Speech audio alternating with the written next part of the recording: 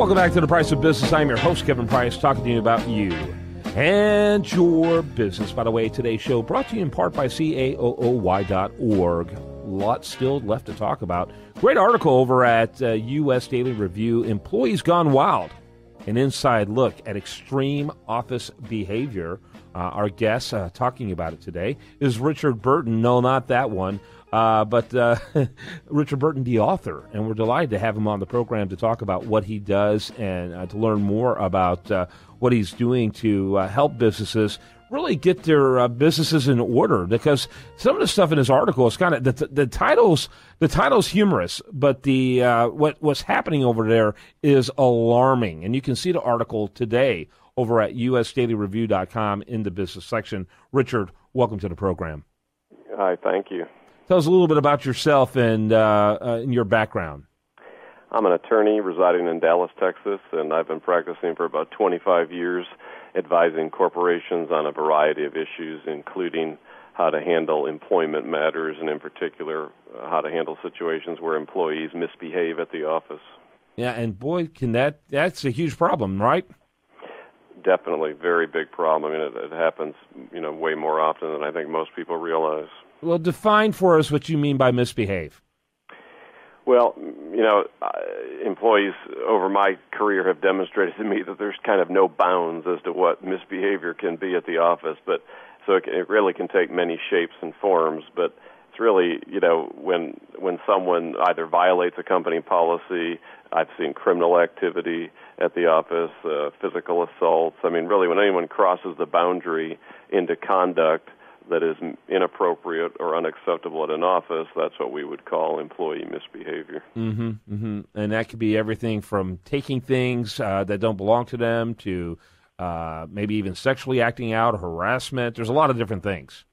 Absolutely, yeah, a lot of different things. I mean, it takes all shapes and forms. And you seem like in how, really how legal sensitive our culture is today, that, this wouldn't that be as pervasive as a problem. I find that interesting.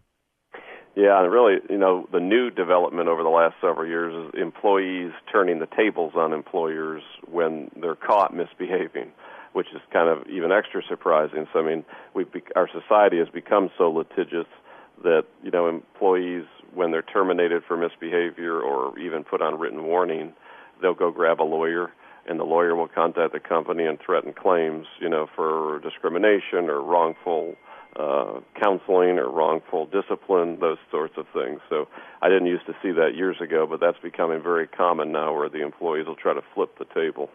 And because of that culture, I wouldn't be surprised if they end up almost becoming like ambulance chaser attorneys, because of how big of an issue and how pervasive it is.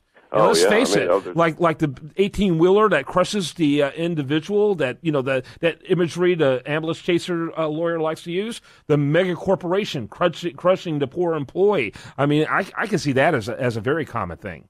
Oh, it is. There's law firms and lawyers that specialize solely in that now. I mean, and the same lawyers pop up over and over again representing employees. I mean, over my career, I've seen that happen, where it's the same, group of lawyers that end up representing these unrelated employees. They get a reputation for taking those cases, and then, I hate to say it, but they kind of shake the companies down for money, because it's very costly and time-consuming to defend those kind of things, even when a company knows they're in the right. Yeah. By the way, do you typically defend companies? I've done both. So I've represented companies, and I have represented individual employees. You sound like someone who mainly represents companies. Yeah, I mean, I'd say over probably 60-70% of my experience is more on the company side. Yeah, and and I say more power to you, because the environment, what I'm seeing happening on the political front, which now seems to even include the Supreme Court as a political institution and not a legal institution, by some of the bizarre decision making that comes out of there, is a very dicey and frightening environment to the engines that create the jobs and create the opportunities for people to make an economy succeed. We live in a really weird time, Richard. It is. It's very weird, very strange. Yeah, absolutely. So what kind of things do you do? I'm assuming you probably help, and are you primarily a litigator, or do you work a lot in the prevention front as well? really not litigation, more prevention and resolution. So, I work before it becomes a problem to try to prevent, and then once a problem occurs, my expertise is resolving the problem so it doesn't have to go to litigation. Mm-hmm. So it's really prevention and resolution, and then, the very small percentage end up in litigation, but I try to resolve them before it gets to that point. What they say is an ounce of prevention is better than a pound of cure, and that certainly is the case in the legal front. It really is, and especially with employment matters. Getting out in front of it is so important and so helpful to both the employee and the company. The thing can snowball and fester, but if you identify the problem early on, get in front of it, everyone ends up happier than going down that litigation path.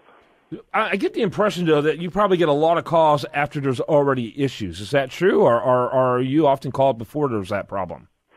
Well, both. I'd say it's 50-50. When employees see a problem arising, they'll contact me, and then when a misbehavior event occurs, obviously they contact me, but the key is when the misbehavior occurs to get right on top of it immediately, so it can fester and really go sideways on you if you don't grab that misbehavior incident right away, get an investigation done, pull the applicable person in. You start to resolve it right away as opposed to ignoring it or letting it fester. Yeah, very, very good. By the way, your book, real quickly, tell us about it. Yeah, so the book is entitled Employees Gone Wild, and it basically is a compilation of the most extreme and funny stories that I've encountered of employee misbehavior during my 25 years in practice. Yeah, and they're only funny because your business isn't in them. That's right. And it's always funnier to laugh at someone else's expense, right? Yeah, but I'm sure there's a morality tale to this book as well. There really is. So it's not just a bunch of funny stories. They're all true but funny, but there's also a lot of tips and advice sprinkled throughout the book to both employees and companies, but mainly to employees about how to, one, stay out of trouble, and what to do if you find yourself in hot water at the office. Author Richard Burton's been our guest. He is an attorney and works in a field that, is becoming very pervasive in all of our lives.